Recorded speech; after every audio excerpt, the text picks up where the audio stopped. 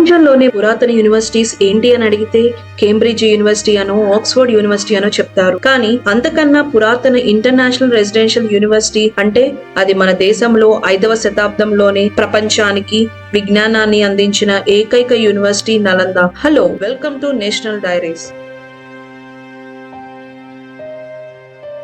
19 June 2024 బీహార్లోని రాజ్గిర్లో PM Modi Nalanda university కొత్త campus ను ఇనాగరేట్ చేశారు. ఈ సందర్భంగా మోదీ మాట్లాడుతూ, నలంద అనేది కేవలం పేరు మాత్రమే కాదు, నలందలో దాగి ఉన్న భారతదేశం యొక్క ఐడెంటిటీ, రెస్పెక్ట్. భారతదేశ సంపద అయిన ఎన్నో గొప్ప గొప్ప పుస్తకాలు అగ్నికి ఆహుతి అయిపోవచ్చు, కానీ మన జ్ఞానం, విజ్ఞానం ఎవరు దహించలేరని ఎమోషనల్ గా ప్రసంగించడం మనం చూసాం. చరిత్రలోకి వెళ్లి చూస్తే మన దేశ చరిత్రలో జరిగిన ఆక్రమణల ద్వారా నలంద యూనివర్సిటీ నాశనం అవడమే కాకుండా భారతీయ విజ్ఞానం ప్రపంచానికి తెలియకుండా మరుగున పడిపోయింది అనటంలో ఎలాంటి సందేహం లేదు. పురాతనమైన నలంద యూనివర్సిటీ 5వ శతాబ్దం గుప్తుల కాలంలో కుమారగుప్తుడు నిర్మించారు. దీని నిర్మాణానికి సుమిత్ర రాజు 4 గ్రామాలను దానంగా ఇచ్చారు. అప్పట్లో కాలినడకన సముద్ర మార్గం నుండి China, Mongolia, Korea, Japan, Tibet, Turkey, Sri Lanka మరియు ఇతర ఆసియా దేశాల నుండి ఎందరో విద్యార్థులు భారతదేశానికి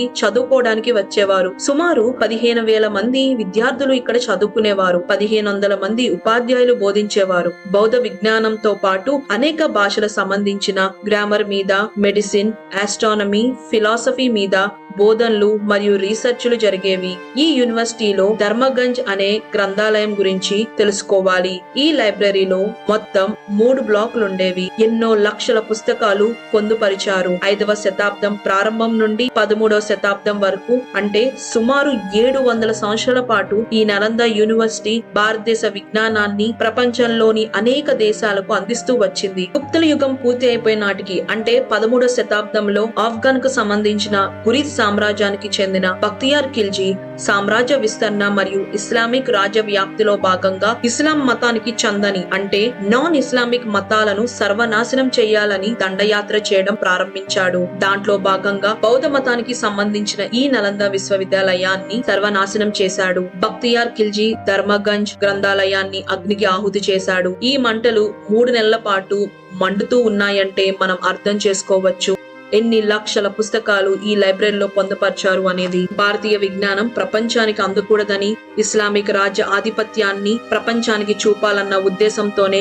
బక్తియార్ ఖిల్జీ నలంద విశ్వవిద్యాలయాన్ని నేలమట్టం చేశాడు. ఈ విధంగా భారతీయ విజ్ఞానానికి అనేక శతాబ్దాల పాటు ప్రతీకగా నిలిచిన నలంద విశ్వవిద్యాలయం చరిత్రలో కలిసిపోయింది.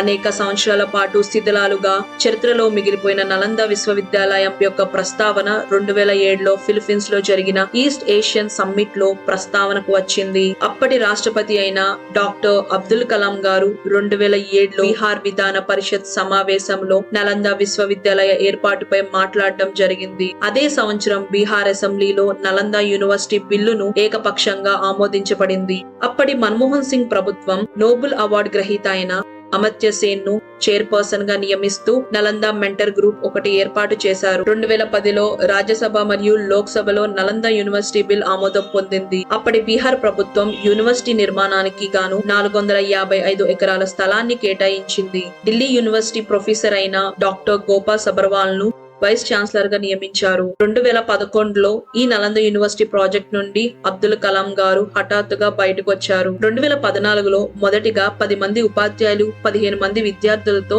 అకాడమిక్ సెషన్ ను నలంద విశ్వవిద్యాలయంలో ప్రారంభించారు. కేంద్రంలో ప్రభుత్వం మారడంతో అమర్త్య సేన్ మోదీ ప్రభుత్వాన్ని విమర్శించడం ప్రారంభించారు. యూనివర్సిటీ వ్యవహారాల్లోనూ బోధన వ్యవహారాల్లోనూ మోదీ ప్రభుత్వం అధికంగా తలదూరుస్తుందని స్టేట్మెంట్ ఇచ్చి రాజీనామా చేశారు. అదే సంవత్సరం నవంబర్ లో వైస్ ఛాన్సలర్ గోపాల్ సబర్వాల్ రాజీనామా చేశారు. 2016లో అప్పటి రాష్ట్రపతి అయిన ప్రణబ్ ముఖర్జీ గారు బీహార్ లోని ఫిల్కి అనే గ్రామంలో నలంద విశ్వవిద్యాలయానికి పర్మనెంట్ క్యాంపస్ కోసం శంకుస్థాపన చేశారు. ఈ విధంగా చరిత్రలో అత్యంత పురాతనమైన విశ్వవిద్యాలయాల్లో ఒకటైన నలంద విశ్వవిద్యాలయం అనేక అడ్డంకులను దాటుకుని వచ్చింది. నలంద యూనివర్సిటీ యొక్క పునర్వైభవం అనేది భారతదేశం విశ్వబంధు అని చెప్పడానికి ఒక నిదర్శనం. నలంద యూనివర్సిటీ ప్రపంచ దేశాలకు విజ్ఞానంగా నిలవాలని కోరుకుంటూ జై హింద్.